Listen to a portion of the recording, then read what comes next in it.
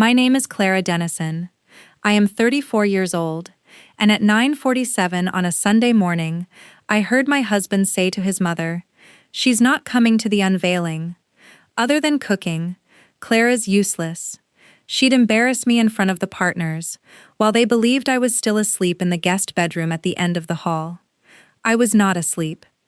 I was standing in the narrow corridor between the kitchen and the downstairs bathroom, barefoot on the cold ceramic tile, holding a glass of water I had filled 11 seconds earlier. The ice hadn't even settled. 4 cubes, still shifting against each other, making that quiet clicking sound that only happens in a completely silent house. I could hear every word through the heating vent that connected the dining room to the hallway.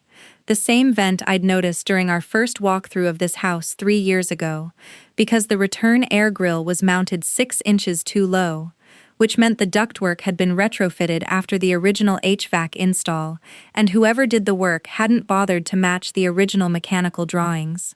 That's the kind of thing I notice. It's not a choice, it's not a personality trait, it's what 13 years of mechanical systems inspection does to the way you move through a building. You stop seeing rooms, you start seeing systems. You hear what travels through walls because you've spent your career understanding exactly how walls are built and what they fail to contain. I didn't set the glass down. I didn't shift my weight. I didn't lean closer to the vent. I stood there with my feet on the cold tile, and the water in my hand went completely still, like the surface tension understood before I did that something structural had just fractured. My breathing slowed on its own, my jaw tightened. I could feel my pulse in my wrists, steady, mechanical, like a pressure gauge settling into a reading it wasn't going to leave. I listened to the rest of the conversation the way I'd listen to a compressor cycling irregularly. Not reacting, not interpreting, just cataloging the rhythm and frequency for the report I would write later. Because I was already going to write the report. My body knew that before my mind gave the order. His mother, Diane, laughed. Not a mean laugh. Worse. A practical one. The laugh of a woman confirming a shared understanding. Then she said something about the guest list, something about seating, something I'll get to later. And then Graham said one more thing. A number. $214,000. He said it the way you'd say a phone number. Flat, quick, without emphasis. And Diane responded with, "That should be finalized before the 15th. I didn't know what the number meant. Not yet. But I typed it into my phone 12 minutes later, sitting on the edge of the guest bed, and I stared at it for a long time. I'm going to come back to that number, because what it actually referred to didn't become clear until 3 weeks later, when I opened a filing cabinet in his home office that he believed was locked. But before I take you through what I found, and what it cost him when I did, I want to know something. What time is it where you are right now? Because I remember exactly what time it was when those words came through the vent. 9:47 in the morning. The coffee maker was still running its cycle in the kitchen. The house smelled like the rosemary focaccia I'd baked starting at 6 that morning for his partner's brunch, a brunch I'd been told about on Wednesday, given a head count for on Thursday, and handed a dietary restrictions list for on Friday, like a caterer receiving a work order. I want you to hold your own time in mind, the way I held mine. Some moments you measure in hours, in days, in how long ago they happened. That one I measured in heartbeats, 62 beats per minute. I counted them against the vent. I stayed perfectly still for what felt like a very long time after those words. Before I tell you what I decided in that stillness, let me tell you what I do for a living. Because without understanding my profession, nothing I found afterward makes any sense, and the way I found it sounds like luck. It was not luck. It was 13 years of training aimed, for the first time, at something I owned instead of something I'd been hired to evaluate. I am a certified mechanical systems inspector. HVAC, plumbing, fire suppression, elevator mechanicals, building envelope integrity. For 13 years, I've walked through commercial buildings, hospitals, hotels, schools, and municipal facilities, identifying the failures that hide behind finished walls. My specialty, the thing that got me hired on high liability projects, is systems that look perfectly functional on the surface, but are deteriorating in places no one can see without opening things up. A corroded copper fitting behind 12 inches of drywall. A fire damper that's been painted shut by a contractor who didn't want to file the access report. A pressure relief valve someone swapped for a cheaper model during a renovation and then buried behind a drop ceiling, hoping no inspector would ever pull the panel and check the stamping. I find the thing that is about to fail by reading the signs that someone, at some point, did something wrong on purpose and then covered it up so the building would pass a visual inspection. I read buildings the way a forensic accountant reads ledgers, not for what's visible, but for what was deliberately hidden and why. That skill had exposed fraudulent contractor work on a $9 million hospital renovation in 2021, triggered a state licensing board investigation that resulted in 2 firms losing their certifications, and earned me a reputation in the region as someone you hired when you suspected the walls were lying to you. It was about to do the same thing to my own marriage. Graham and I met in 2017 at a building industry conference in Charlotte, North Carolina. He was a commercial real estate developer, mid-level, ambitious, full of energy and pitch decks and plans that always seemed to involve buildings getting taller. I liked that he talked about structures the way I did, as systems with logic and consequence. We dated for 18 months. Married in 2019 in a courthouse ceremony that cost $340, which we both thought was funny at the time because we spent our professional lives dealing in millions of dollars of other people's construction. The frugality felt like a shared joke, a shared identity, 2 people who understood what things actually cost. By 2021, Graham's development firm had landed 3 major mixed-use projects in the greater metro area, and his name started appearing in regional trade publications. He was photographed at groundbreakings, wearing a hard hat that was always perfectly clean. The success changed his posture first, literally, the physical way he carried his shoulders, and then it changed the way he occupied a room, and then it changed the way he spoke to me. The shift was gradual enough that I kept reclassifying it. Stress, ambition, growth. The vocabulary of a wife who was professionally trained to identify systemic failure, but kept filing her husband's behavior under cosmetic issue, monitor and revisit. I had scaled back my inspection work after our daughter Nora was born in 2022, not stopped. Scaled back.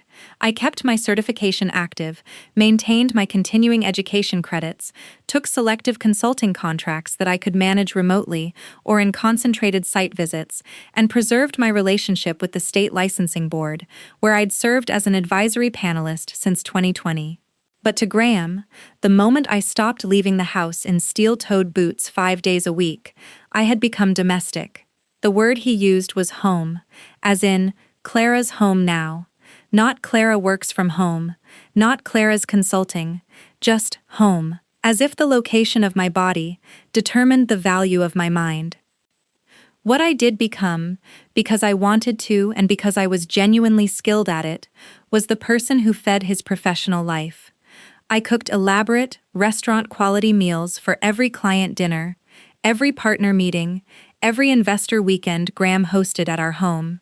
Braised short ribs with gremolata for 16 people on a Wednesday, hand-rolled pasta for his firm's quarterly reviews, a full Korean barbecue spread for his investors from Seoul, banchan, galbi, japchae, all from scratch, because I'd spent 2 weeks studying the cuisine to make sure it was done with respect and precision.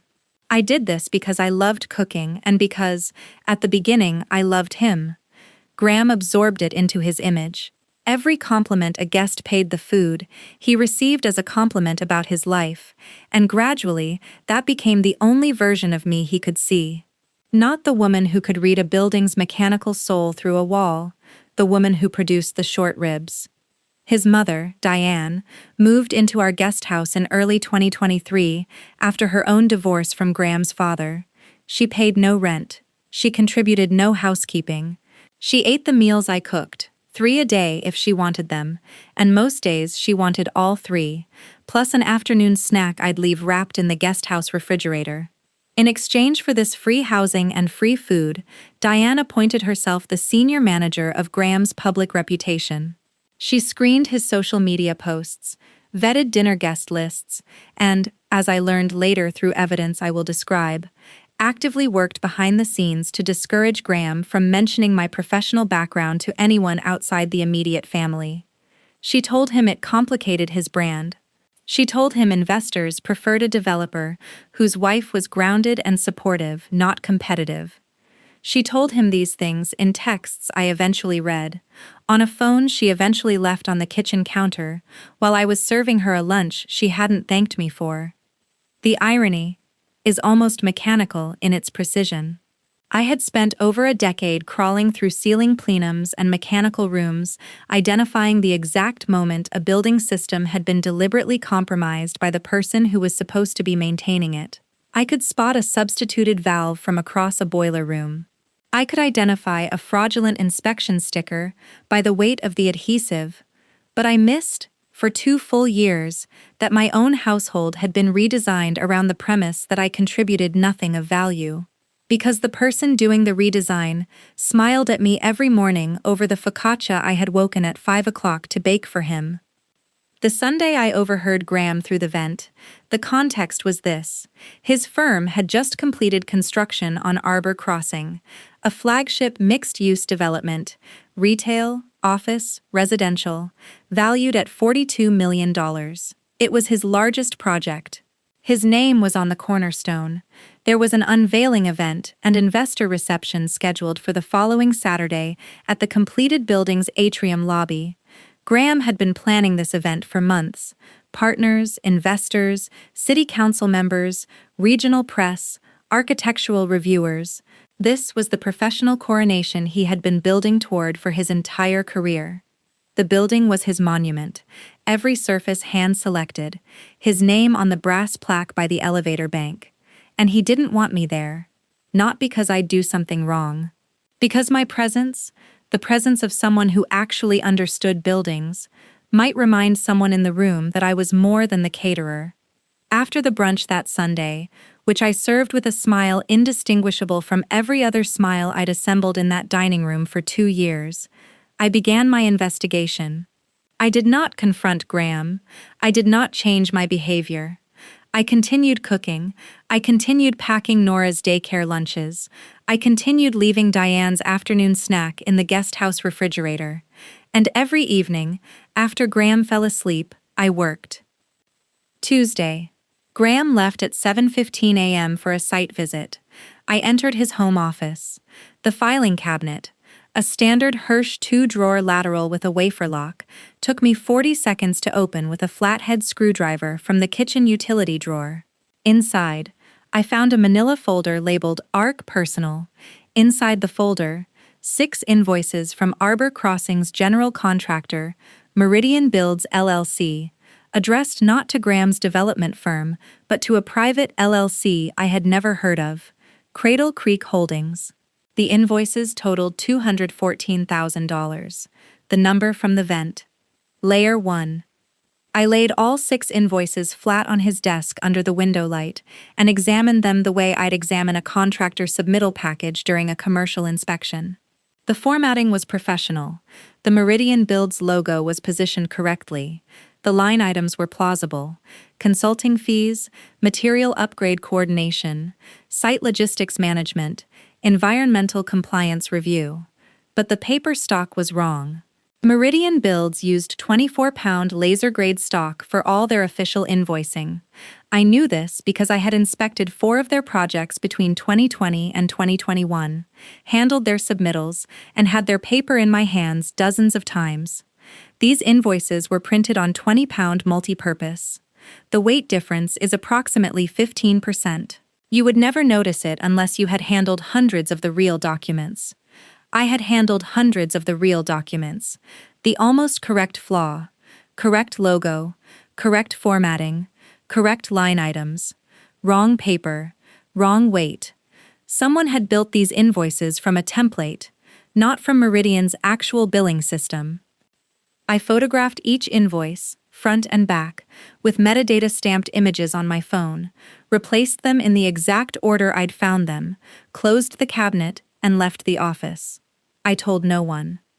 The following Thursday, I called Meridian Build's accounts receivable department from my car in the parking lot of Nora's daycare. I identified myself using my state inspection credentials, which were still active, still carried weight with contractors in the region, and gave me a legitimate professional basis for verifying project billing on a development I had personal knowledge of. I read the invoice numbers from my photographs. The accounts receivable manager paused. Then she said, "Ms. Dennison, we don't have invoices matching those document codes in our system. Those aren't our numbering sequence." I thanked her. I hung up. I sat in the parking lot for 4 minutes, watching a sparrow land on the chain-link fence around the daycare playground.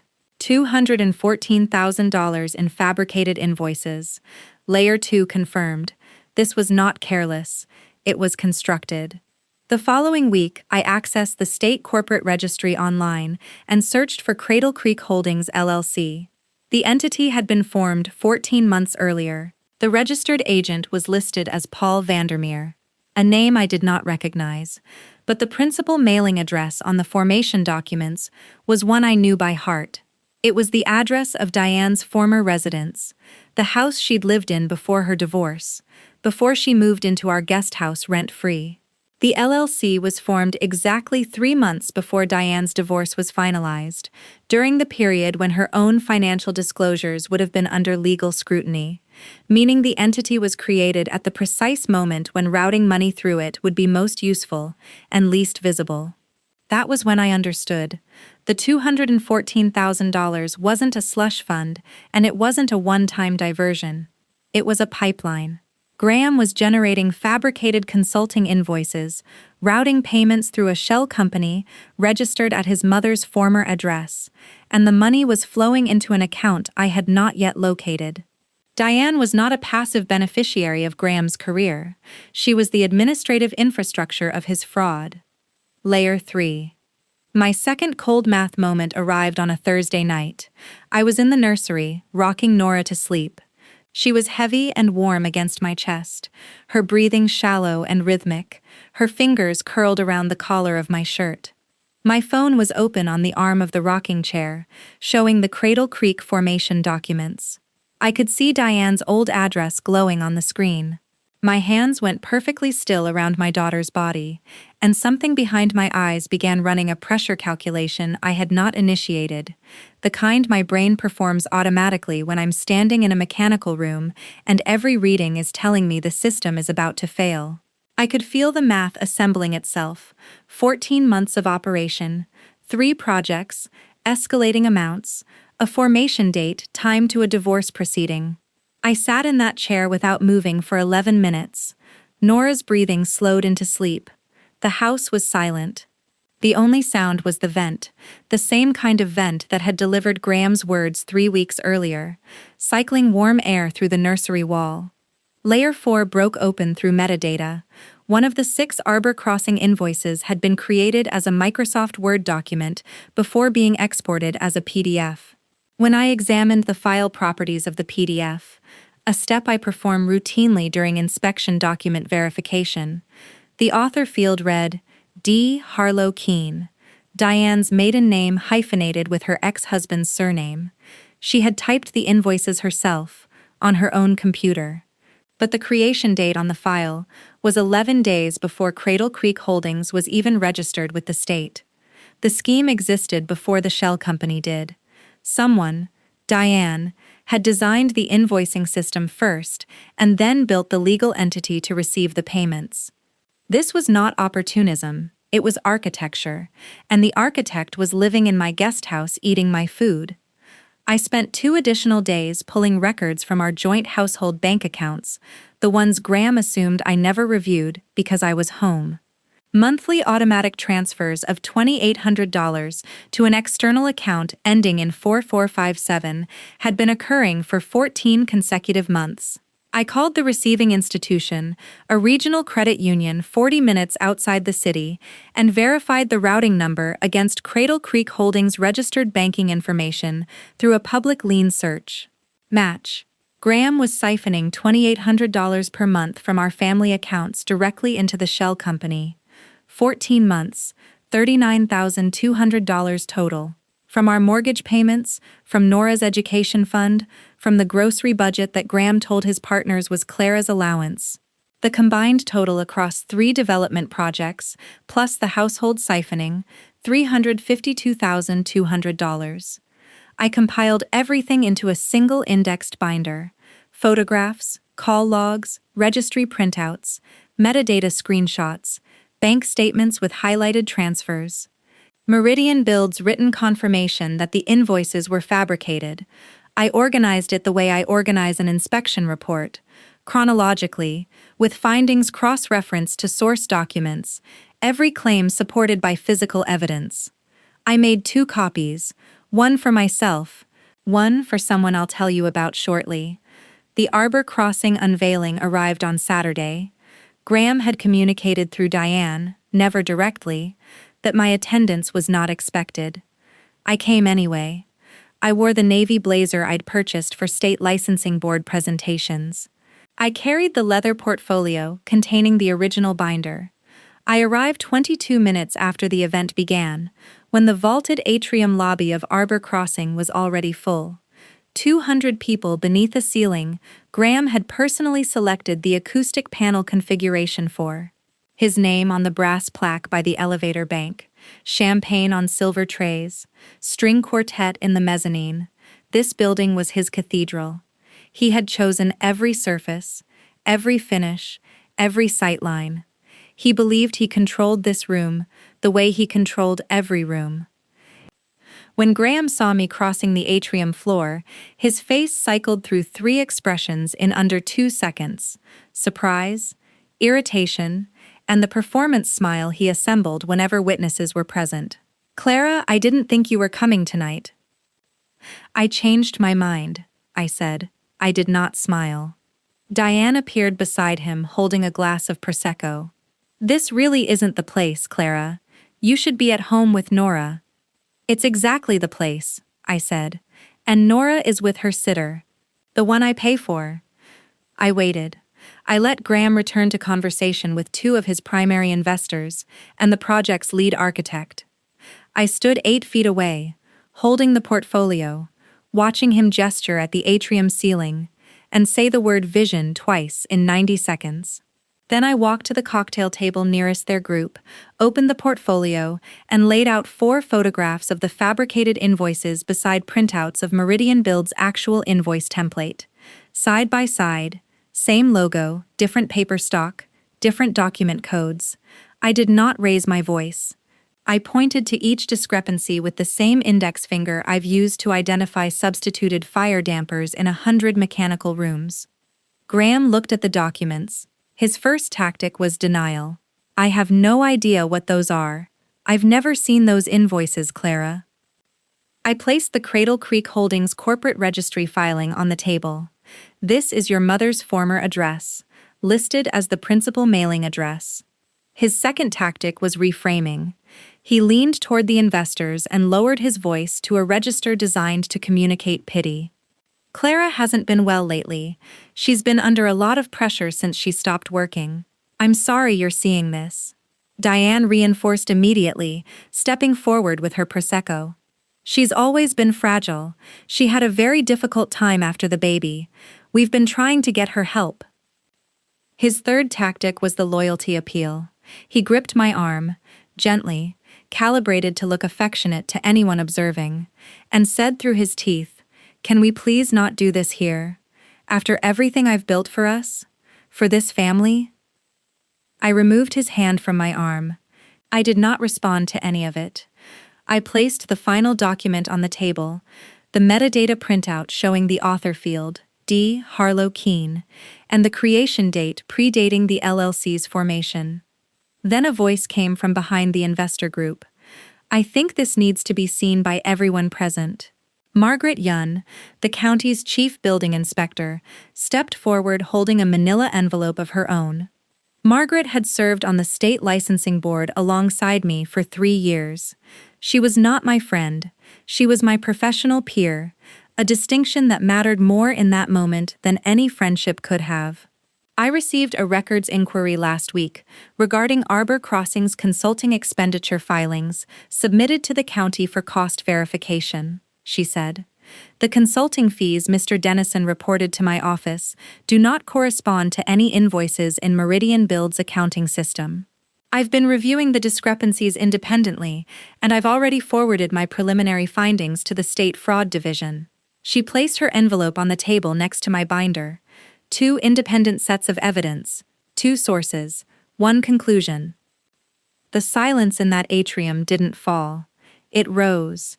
It filled the vaulted space from the polished concrete floor to the acoustic panels Graham had selected with such care, and pressed down on every person in the room with a weight that was almost architectural.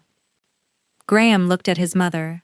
Diane set her Prosecco glass on the table with a precision that reminded me of the way I set instruments down during a delicate inspection. When your hands have started shaking and you need the surface to hold what you no longer can. I looked at Graham across that table, inside the building he had designed as his monument, surrounded by the people he had invited to witness his greatness, and I said, "You didn't build this. You build for things that never existed and let your mother type the invoices." I did not say another word.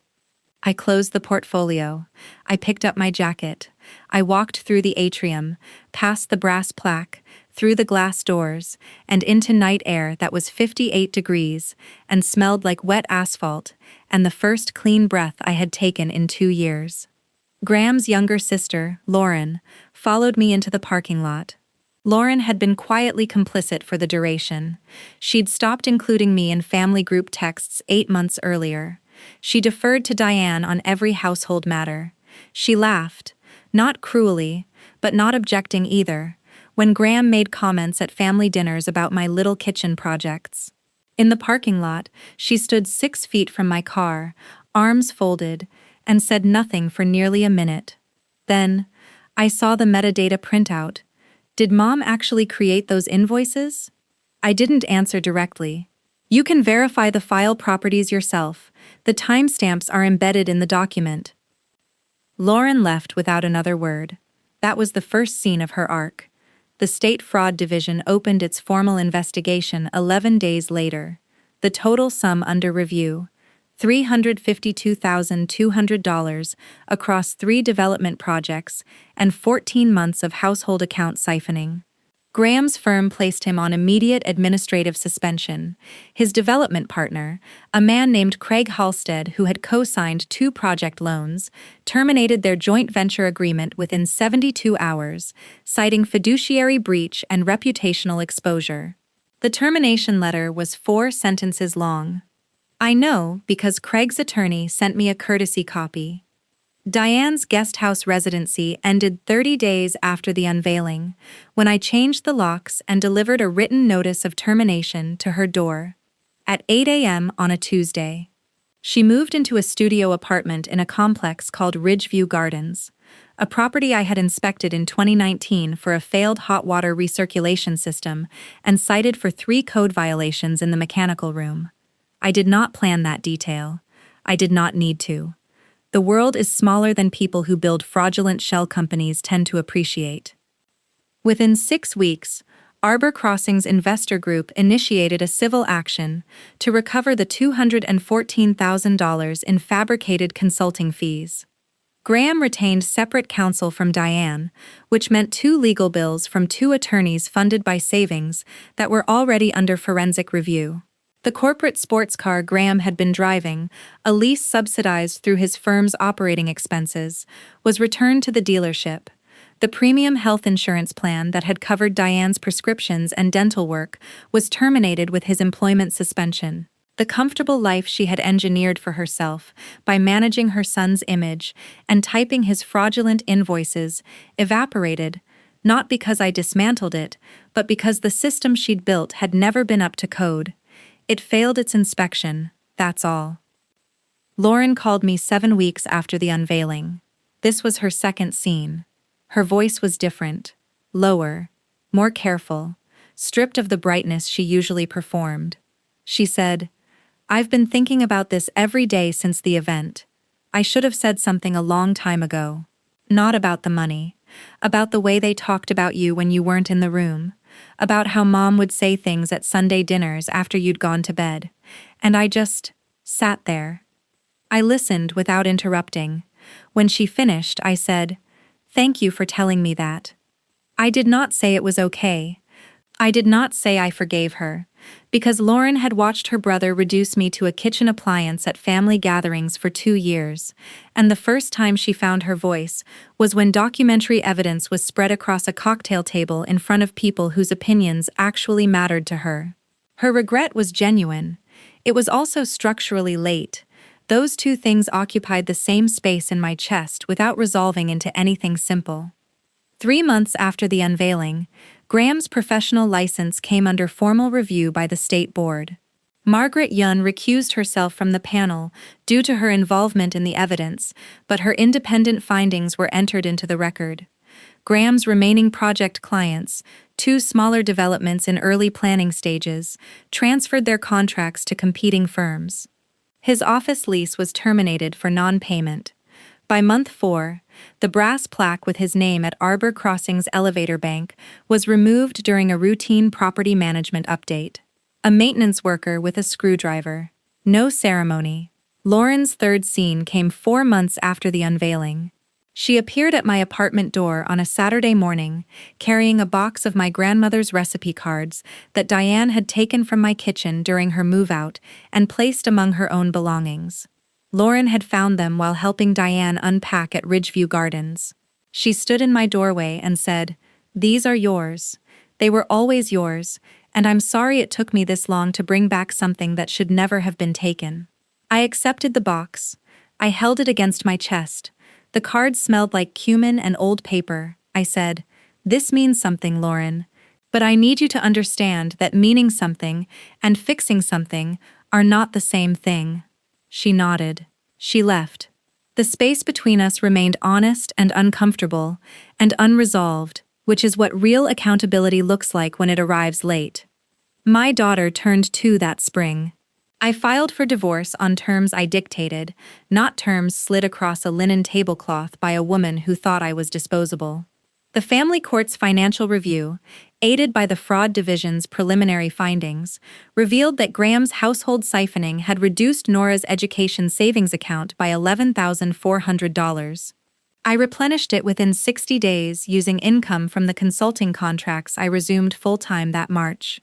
I took on a project I'd been postponing for 3 years, a comprehensive mechanical systems audit of a nonprofit children's hospital that had been operating with deferred maintenance since before the pandemic. I spent 11 weeks in crawl spaces and mechanical rooms, documenting every compromised system, every substituted component, every failure hidden behind walls that nobody had opened in years. The final report was 340 pages. The hospital board approved the full remediation package based on my findings. 3,700 children a year would be treated in a facility whose systems finally worked the way they were supposed to. The first morning I cooked in my own kitchen, not Graham's kitchen, not the kitchen I'd catered from, my kitchen, in the apartment I leased with only my name on the document. I made rosemary focaccia. I let Nora pull the rosemary leaves from the stems with her small, determined fingers. The bread came out of the oven at 6:12 a.m. I ate it standing at the counter with butter and salt, warm, unhurried, and there was no voice in any adjacent room, traveling through any vent, deciding whether I was useful enough to be seen. There is something I have been thinking about in the months since this ended. Not about Graham specifically, and not about Diane, but about what people say when they believe no one important is listening. Graham didn't mock me to my face that Sunday morning. He mocked me through a wall, to his mother, in the dining room, at 9:47, while I stood in the hallway holding a glass of water. He said it the way you'd say something logistical, a scheduling detail, a line item being removed from the budget. He didn't say it with cruelty, he said it with certainty. And that was worse. Because cruelty at least acknowledges that the person being dismissed exists enough to be worth the energy of malice. What Graham expressed was something flatter and colder, the settled conviction that my absence from his public life was so obviously correct that it didn't require emotion, just coordination. I think about the gap between how people speak about you in rooms you're not in and how they speak to your face. That gap is the actual architecture of a relationship. You can inspect the visible surfaces all you want, the smiles, the dinners, the shoulder squeezes in front of guests. But the load-bearing truth is in the conversations that happen through walls, in the assumptions that travel through vents, in the words people choose when they believe the only audience is someone who already agrees with them.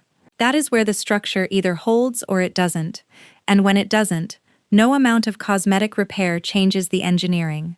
Boundaries are the minimum conditions required for a system to remain safe for the people who live inside it.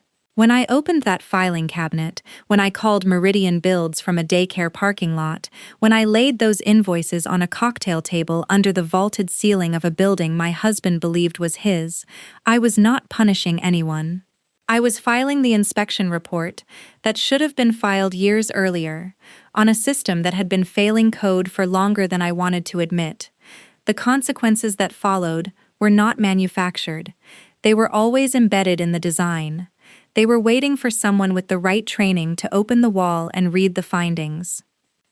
If the people in your life spoke about you the way Graham spoke about me, when he believed I was asleep at the end of the hall, with that flat, logistical certainty, that casual arithmetic of your worth, what would you hear?